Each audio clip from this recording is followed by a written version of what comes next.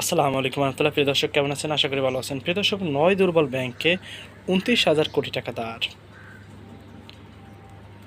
গত আগস্টে শেখ হাসিনা সরকারের পতনের পর আমানতকারীদের কয়েকটি ব্যাংক থেকে আমানত তুলতে ভিড় করছেন। এতে তীব্রতর হয় তারল্যের সংকট। সংকটের টাকা ছাপিয়ে দুর্বল ব্যাংকগুলো দাঁড় দিচ্ছে বাংলাদেশ ব্যাংক। নতুন governor doctor Ahsan H Mansur আমলে ৯টি ব্যাংকে প্রায় ২৯,৫০০ কোটি টাকা দাঁড় দেওয়া হয়েছে। বাংলাদেশ ব্যাংকের সংশ্লিষ্টরা জানিয়েছে, এর মধ্যে সোশ্যাল ইসলামী ব্যাংক এসআইবিএল ৫,৫০০ কোটি টাকা এবং ফার্স্ট সিকিউরিটি ইসলামী ব্যাংকে ৬,৫০০ কোটি টাকা দেওয়া হয়েছে।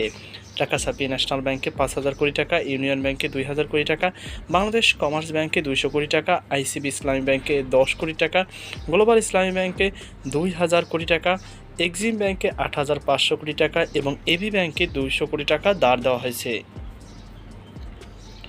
এসব ব্যাংকে টাকা দাঁড় দেওয়া হয় জামানত ছাড়া। বিদায়ী বছরের শেষ দিকে এক সংবাদ সম্মেলনে গভর্নর বলেছিলাম, আমরা আর টাকা ছাপাবো না। আগের সে অবস্থান থেকে সাময়িকভাবে সরে এসেছি, পুরোপুরিভাবে নয়।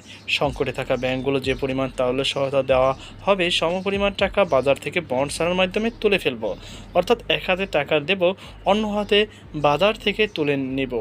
তো প্রিয় দর্শক, এই ছিল আমার সর্বশেষ আপডেট। সকল আজকে পর্যন্ত। আল্লাহ হাফেজ।